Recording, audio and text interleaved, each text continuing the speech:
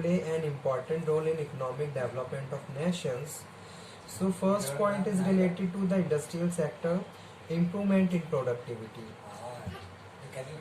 In industries, work is assigned among the laborers according to their efficiency which improve the productivity. तो जितनी ज़्यादा efficiency होगी workers की उतनी ज़्यादा productivity organization की बढ़ेगी. So scientific selections of workers and this method improve the productivity. तो इसी के लिए जब भी हम वर्कर्स को हायर करते हैं तो साइंटिफिकली सिलेक्शन मेथड यूज करना चाहिए ताकि उनकी ओवरऑल एफिशिएंसी इम्प्रूव रहे और उसका एक पॉजिटिव इफेक्ट प्रोडक्टिविटी पे पड़े. ठीक है. Large scale industries use capital that help to bring technological advancement which raise productivity and reduce cost per head and consumers also get benefited at they get commodities at a lower price. ठीक है. और जितना ज़्यादा mass production होगा उतनी ही per unit cost कम हो जाएगी और उसका एक इफेक्ट हमारे ऑर्गेनाइजेशन पे पड़ेगा. ठीक है. सेकंड जो इम्पोर्टेंस है इंडस्ट्रियल सेक्टर का वो है import substitutions helping the nations to become self reliant. Capital goods and consumer goods which ever earlier imported from the foreign is now produced inside the country through the large scale industries. Unless the large scale industries are developed, we need depend upon the foreign countries in heavy electricity, chemical fertilizers and other consumer goods. So due to the development of large scale industries, all these commodities are produced inside the country and there is no need of import which is known as import substitutions. ठीक है.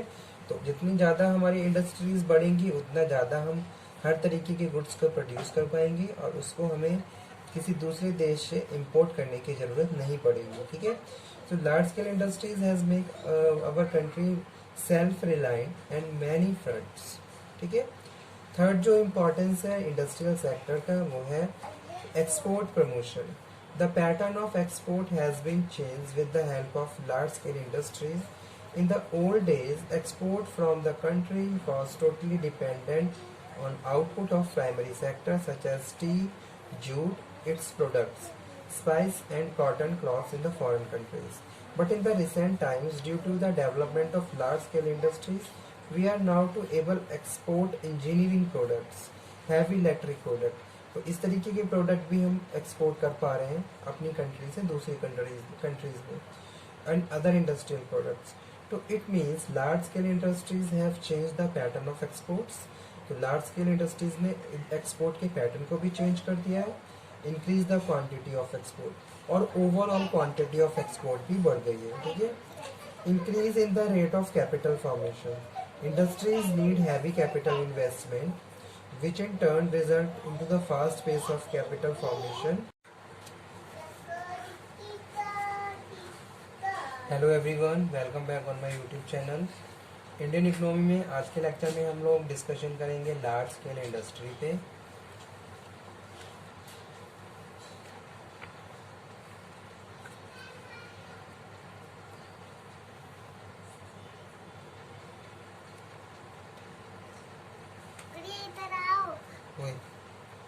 तो start करते हैं. Large scale industries in India, problem and prosperity.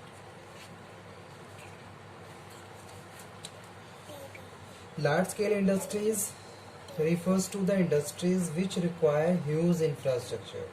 ऐसी industry जिनके लिए huge infrastructure की requirement हो, ह्यूमन रिसोर्स और large amount of capital requirement हो, कैपिटल एसेट्स. तो इस तरीके के इंडस्ट्रीज को हम लार्ज स्केल इंडस्ट्रीज बोलते हैं. तो एक टर्नओवर के हिसाब से भी इसको डिफाइन किया गया है कि भाई पर ईयर कितना टर्नओवर होना चाहिए, कितना आप इन्वेस्टमेंट कर रहे हो. So the term large scale industries is a generic term including various type of industries and its purview. ठीक है.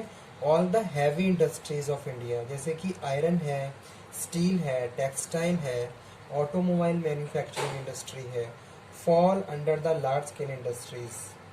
So in the recent year, IT and telecom sector boom and the huge amount of revenue generated by these industries make it fall under the category of large scale industry sector. ठीक है.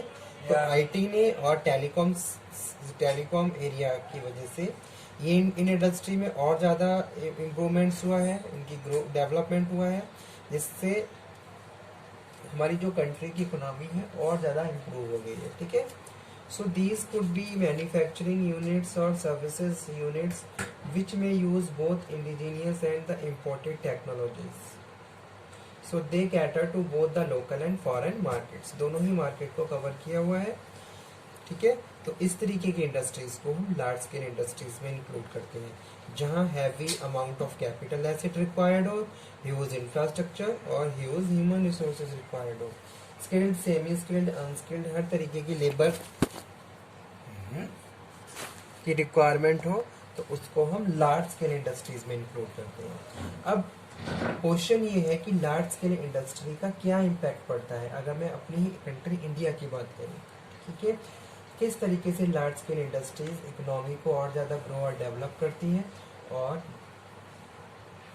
GDP और income को बढ़ाने में help करती है। ठीक है, so industrial sector in India play an important role in economic development of nations. So first point is related to the industrial sector, improvement in productivity. In industries, work is assigned among the laborers according to their efficiency, which improve the productivity. तो जितनी ज़्यादा efficiency होगी workers की, उतनी ज़्यादा productivity organization की बढ़ेगी. So scientific selections of workers and this method improve the productivity. तो इसी के लिए जब भी हम वर्कर्स को हायर करते हैं तो साइंटिफिकली सिलेक्शन मेथड यूज करना चाहिए, ताकि उनकी ओवरऑल एफिशिएंसी इम्प्रूव रहे और उसका एक पॉजिटिव इफेक्ट प्रोडक्टिविटी पे पड़े। ठीक है, large scale industries use capital that help to bring technological advancement which raise productivity and reduce cost per head, and consumers also get benefited at they get commodities at a lower price. ठीक है, और जितना ज़्यादा mass production होगा उतनी ही per unit cost कम हो जाएगी और उसका एक इफेक्ट हमारे ऑर्गेनाइजेशन पे पड़ेगा। ठीक है, सेकंड जो इम्पोर्टेंस है इंडस्ट्रियल सेक्टर का वो है import substitutions helping the nations to become self reliant. Capital goods and consumer goods, whichever earlier imported from the foreign, is now produced inside the country through the large-scale industries. Unless the large-scale industries are developed, we need depend upon the foreign countries in heavy chemical, heavy electricity, chemical fertilizers, and other consumer goods.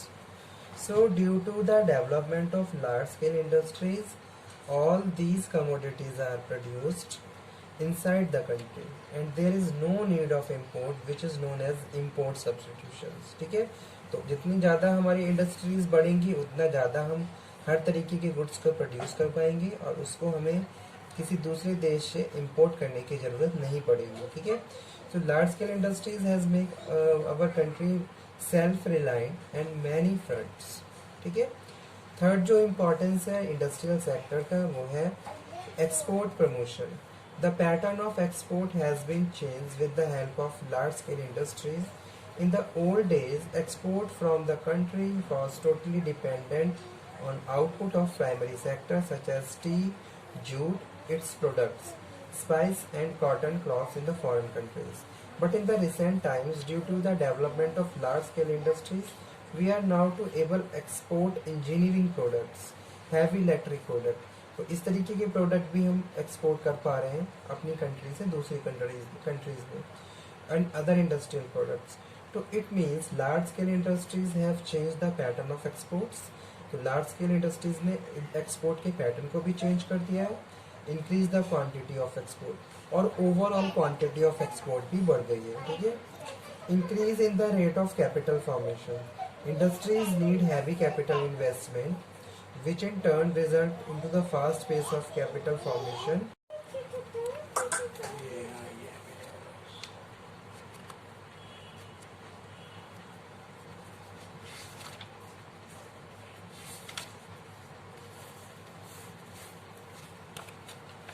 Next जो importance है वो है skill development. An industry develop skill and ability of individual. So we can say industry is a factor which is responsible to build up the country manpower. ठीक है, जितनी ज़्यादा industrialisation होगा उतनी मैन पावर बिल्डअप होगी, उनके skills polish होंगे, वो नई नई चीज़ों को जानेंगे, उनकी अवेयरनेस बढ़ेगी, उनकी नॉलेज इम्प्रूव होगी।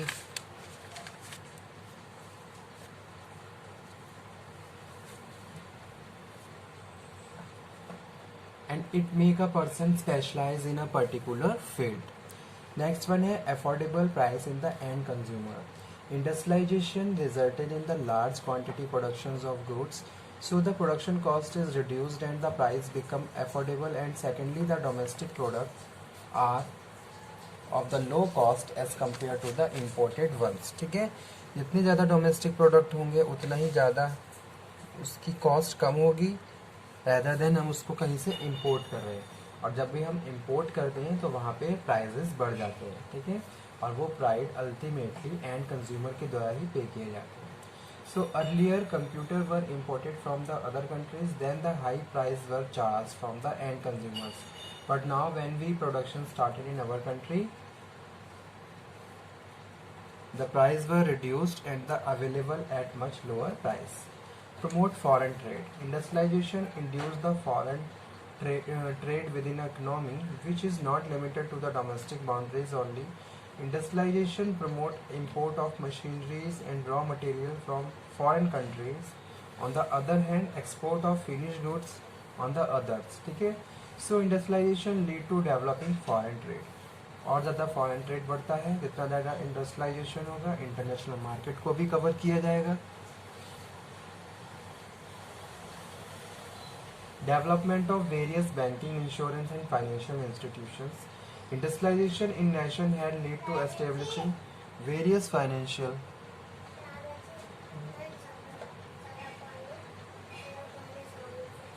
which aim to provide various short term and medium term loan to the individuals। और लास्ट जो इम्पोर्टेंस है वो है promoting modernisation. Modern tools and technology were exported from foreign countries for the fast pace in development of economy, and with the time these new tools and technologies are being developed in our country, so in this way industrialization led to the modernization of an economy। ठीक है,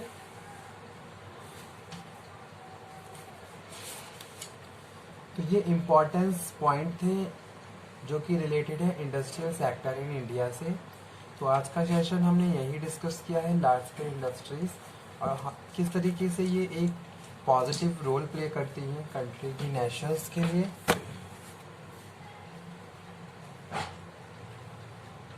okay student, thank you very much. इस topic को हम यहीं finish करते हैं। Next lecture में इसी टॉपिक को कंटिन्यू करेंगे और दोबारा से डिस्कशन करेंगे इसी के एक नए टॉपिक पे। जब तक आप ये पढ़िए समझिए, कोई डाउट हो तो आप दोबारा से डिस्कशन कर सकते हो। Okay student, thank you very much.